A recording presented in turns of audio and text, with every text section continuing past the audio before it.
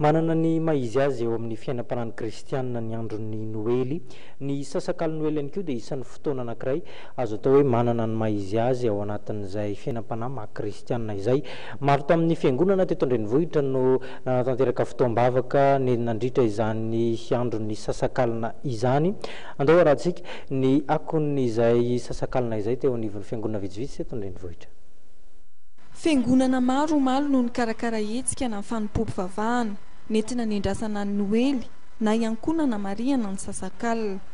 Samy nanana ny fomba nanamarihana izany ny isam-piangonana, fa ny tanjona iraisana dia ny fanomezam-boninahitra sy fisaorana ilay mpamonjy tonga navitra antsika zanak'olombelona.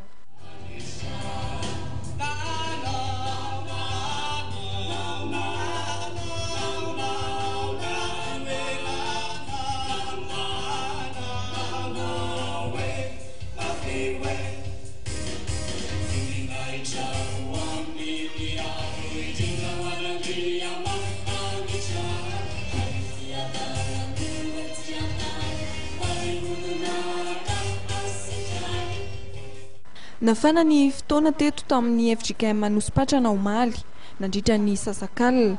Ny taniketsa sy ny tanora ao amin'ny Fjkm Anosipatrana no tondra ny anjara birikiny tamin'ny fanafana izay fotoana izay.